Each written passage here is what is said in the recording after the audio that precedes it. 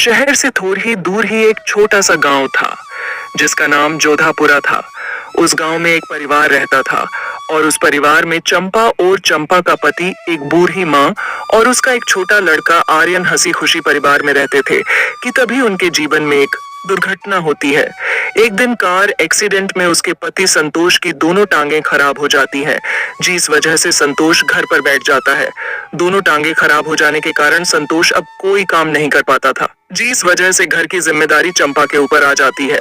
चंपा ने जैसे तैसे हालत को संभालकर गांव में एक सब्जी का ठेला लगाया और वह सब्जी बेचने लगी। चंपा बहन, ये तो तुमने बहुत अच्छा किया जो सब्जी का ठेला लगा लिया। यहाँ पूरे गांव में सब्जी का ठेला नहीं था। हमें सब्जी लेने के लिए बाजार में जाना पड़ता था, जो हमारे घर से बहुत दूर है। अब यहाँ पे तुमने सब्जी का ठेला लगा लिया है तो हमें सब्जी लेने बाजार नहीं जाना पड़ेगा। अब सब्जी हम यहीं से ले लिया करेंगे।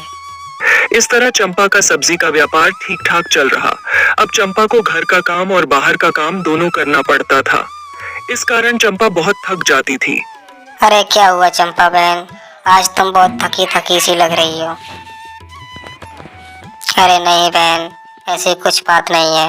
वो मैं यहाँ पे पूरा दिन सब्जी बेचती हूँ और शाम को जाकर के मुझे घर का काम करना होता है, इसलिए मैं थोड़ी परेशान थी। अरे चंपा बहन, थोड़ा आराम कर लिया करो, नहीं तो बीमार पड़ जाओगी। इस तरह सारी सब्जी बिक जाने के बाद चंपा घर पर आती है और अपने बच्चों के लिए खाना बनाती है। फिर सब लोग मिलकर खाना खाते हैं।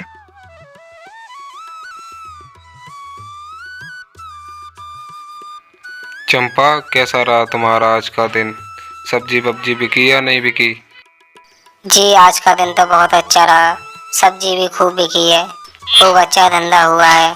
अब चलो जी, मुझे सोना है, सुबह मंडी भी जाना है और वहाँ से सब्जी भी लेके आनी है। चंपा, मुझे माफ़ कर दो, मेरी लाचारी की वजह से तुम्हें काम करना पड़ रहा है। मुझे माफ़ कर दो चंपा। नहीं जी, ऐसा मत बोलिए, आप चिंता मत करो, मैं सब कुछ संभाल लूँगी, बस आप अपना ख्याल रखो। चलिए, अब सब लोगों ने खाना खा लिया है, अब जल्दी सोना है, सुबह जल्दी भी तो उठना है मुझे। आज सुबह जब चंपा बिस्तर से उठने की कोशिश करती है तो वो उठ नहीं पा रही थी, पूरा शरीर बुखार से तप रहा था। हे भगवान, मेरी तबीयत तो ज़्यादा खराब हो गई है, अब तो मैं उठ भी नहीं पा रही हूँ। मैं मंडी जाकर के सब्जी कैसे लाऊंगी? चंपा के ज्यादा तबीयत खराब हो जाने के कारण चंपा मंडी से सब्जी लेकर नहीं आती है। इसी तरह काफी दिन गुजर जाते हैं पर चंपा की तबीयत में कोई सुधार नहीं आया, जिस कारण चंपा सब्जी का ठेला नहीं लगा पा रही थी। एक दिन चंपा की जगह पर सौरभ नाम के व्यक्ति ने उसकी जगह पर ठेला लगा लिया और गांव के सभी लोग इसी से सब्जियां ले जाया करते थे। ऐसे ही कुछ महीने बीत जाने के बाद चंपा की तबीयत ठीक हो जाती है। फिर अगले दिन सब्जी का ठेला लगाने जाती है। उसने देखा कि उसके पास में एक और सब्जी का ठेला लगा है और सारे गांव के लोग उसी से सब्जी ले जा रहे हैं। इस कारण चंपा की दुकान पर भीड़ नहीं होती है, क्योंकि चंपा की गैर मौजूदगी में सौरभ ने अपना सब्जी का ठेला लगा लिया था और सारे गांव के लोग उसी से सब्जी ले जाते थे। इस तरह चंपा की आज एक भी सब्जी नहीं बिकती है और वह सब्जी का ठेला लेकर अपने घर आ जाती है।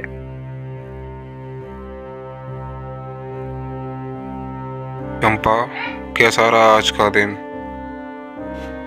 जी अच्छा नहीं रहा है, आज हमारी एक भी सब्जी नहीं बिकी है। मैं जिस जगह पर अपना ठेला लगाती थी उस जगह पर दूसरे ने अपना ठेला लगा लिया है। अरे चंपा, उदास मत हो, हिम्मत मत हारो, कल तुम फिर से जाना, कल फिर से तुम ठेला लगाना। इस प्रकार उसने संतोष के कहने पर अगले दिन सब्जी का ठेला फिर लगा लिया, परंतु आज भी उसकी दुकान पर कोई ग्राहक नहीं आता है। यह सब देखकर चंपा परेशान हो जाती है। हे भगवान, मेरी तो आज भी एक भी सब्जी नहीं बिकी, इतनी सब्जियों का मैं क्या करूँगा? और मेरे पास तो घर खर्चे के लिए पैसे भी नहीं है, अब मैं क्या करूँगी भगवान? सब्जियां नहीं बिक जाने के कारण वो अपना ठेला लेकर के घर जाने लगती है। तभी उसकी नजर सड़क के किनारे समोसे वाले के ठेले पर जाती है। उसके ठेले पर काफी भीड़ थी। तभी चंपा को उसे देखकर एक सुझाव आता है। अरे क्यों ना मैं समोसे का ठेला ही लगाना चालू कर दूं? कल से मैं ऐसा ही करती हूँ, समोसे का ठेला लगाना चालू करूँगी। इससे हमारा धंधा भी अच्छा होगा और ये सब्जियां भी काम आ जाएंगी। यह सब सोचकर चंपा अपने घर आ जाती है और संतोष को अपनी सारी बात बताती है। संतोष भी उसकी बात सुनकर सहमत हो जाता है और अगले दिन से चंपा समोसे का ठेला लगाना चालू कर देती है। चंपा के समोसे के ठेले पर से काफी अच्छी खुशबू आ रही थी। खुशबू की वजह से सब लोग वहां पर आते हैं और उसके समोसे खाना चालू कर देते हैं। इस कारण चंपा की दुकान पर काफी भीड़ लग जाती है। इस तरह चंपा का समोसा का धंधा काफी आगे बढ़ गया और धीरे धीरे चंपा की जिंदगी में सुधार आ जाता है और वह फिर से अपनी जिंदगी हंसी खुशी जीने लगे।